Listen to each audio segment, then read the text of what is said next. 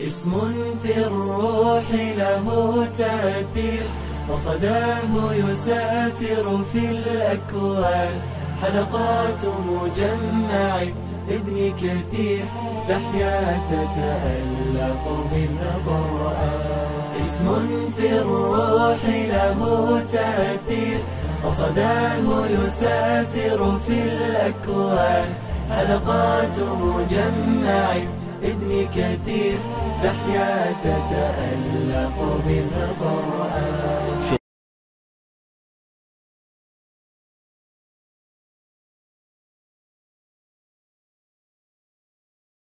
بسم اللہ الرحمن الرحیم الصلاۃ والسلام علی رسولہ الکریم وخاتم النبیین صلی اللہ علیہ وآلہ وسلم. الحمدللہ تفسیر ابن کثیر سورۃ البقرہ کی آج ہم تفسیر شروع کر رہے ہیں. بسم اللہ کرتے ہیں جی. بسم اللہ الرحمن الرحیم، اللہ کے نام سے شروع جو نہایت مہربان بہت رحم کرنے والا ہے. الف لام میم. حروف مقطعات، ان کو حروف مقطعات کہتے ہیں، اس کے متعلق بحث ہے. حروف مقطعات جو بعض صورتوں کے شروع میں آئے ہیں، ان کا علم صرف اللہ عز و جل کی ذات گرامی کو ہے. حضرت ابوبکر، عمر، عثمان، علی ابن مسعود رضی اللہ عنہم سے مروی ہے. ایک قول ہے کہ یہ صورتوں کے نام ہیں، دوسرا قول یہ ہے کہ یہ آغاز ہے، کیونکہ ان سے اللہ عز و جل نے قرآن کی صورتوں کو شروع فرمایا ہے. امام مجاہد سے روایت ہے کہ تمام صورتوں کے شروع میں یہ حروف الف لام میم قاف صاد حامیم طاسین میم اور الف لام را وغیرہ حروف ہجا ہیں.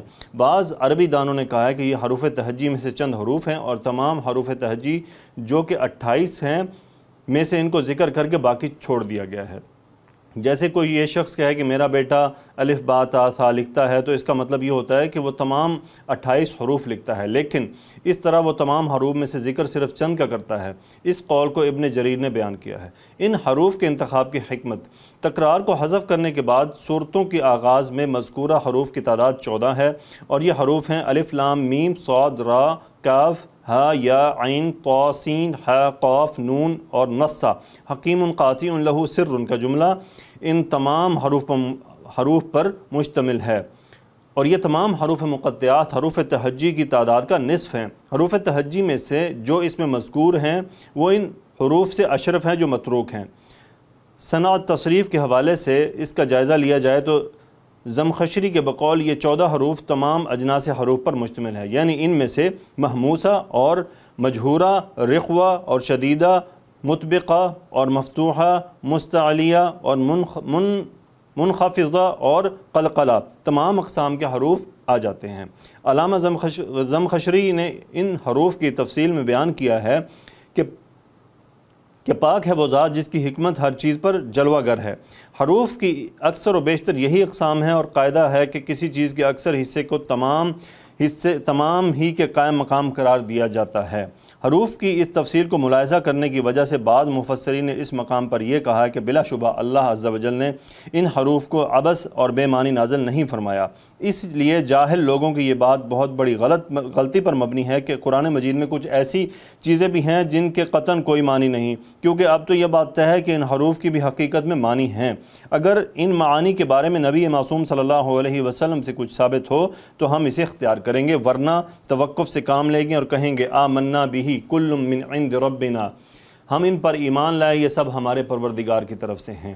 اس سلسلے میں علماء کسی ایک معین بات پر اتفاق نہیں بلکہ اختلاف ہے. جسے دلیل کے ساتھ بعض اقوال صحیح معلوم ہوں تو وہ انہیں قبول کرے، ورنہ حق واضح ہونے تک توقف کرے. حروف مقطعات اعجاز قرآن کی دلیل ہیں. ان حروف کے معنی سے قطع نظر سوال یہ ہے کہ بعض صورتوں کے آغاز میں ان حروف کے ذکر کرنے میں حکمت کیا ہے. اس سلسلے میں قول تو یہ بیان کیا گیا ہے کہ ان حروف کو صورتوں کے آغاز میں اعجاز قرآن کو بیان کرنے کے لیے ذکر کیا گیا ہے، اور وہ اس طرح کہ قرآن اس حقیقت کی طرف اشارہ کرنا چاہتا ہے کہ یہ کلام انہی حروف سے مرکب ہے جنہیں تم اپنی روزمرہ گفتگو میں استعمال کرتے ہو. پھر سوچو کہ آخر ساری مخلوق اس کے مقابلے سے عاجز و قاصر کیوں؟ امام راضی نے اپنی تفسیر میں یہ قول مبرد اور محققین کی ایک جماعت سے اور قرطبی نے فرا اور قطرب سے بیان کیا ہے کہ زمخشری نے بھی اسے کشاف میں بیان کرتے ہوئے اس کی خوب تائید و حمایت کی ہے.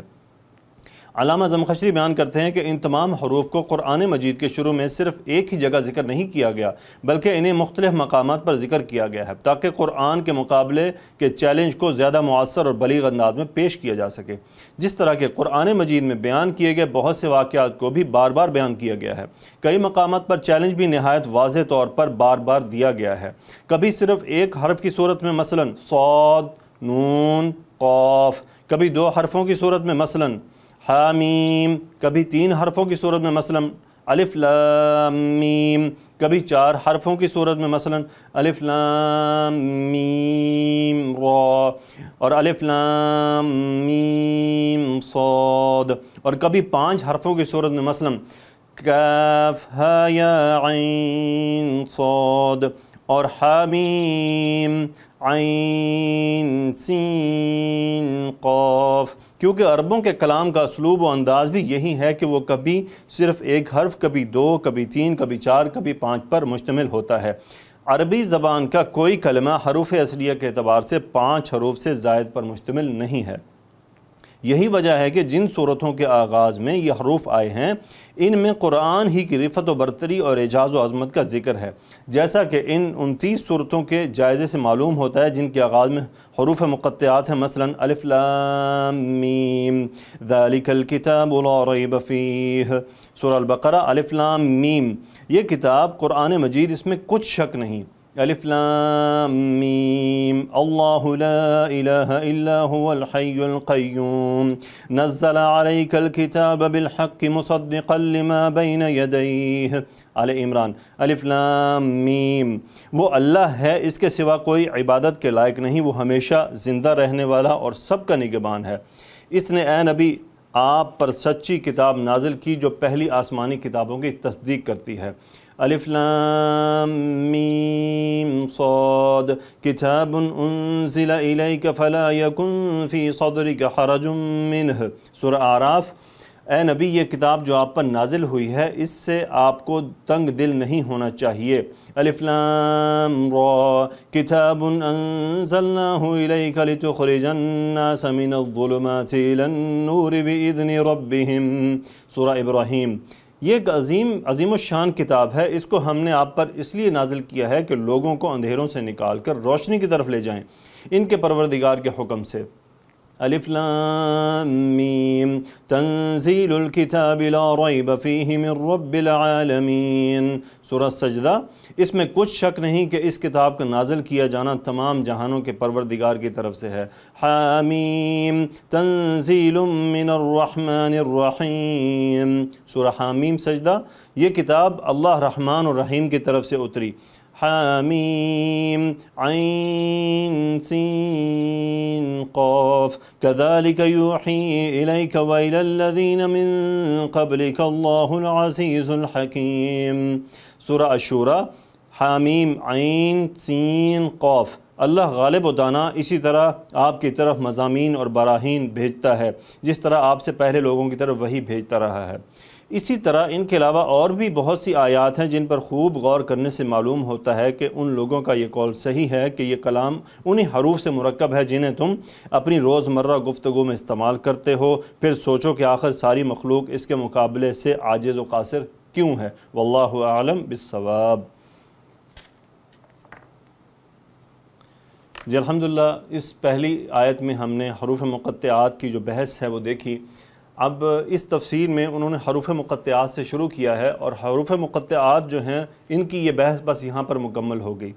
آگے جب بھی حروف مقطعات آئیں گے تو یہی ریفر کیا جائے گا کہ سورۃ البقرہ کی پہلی آیت دیکھیے۔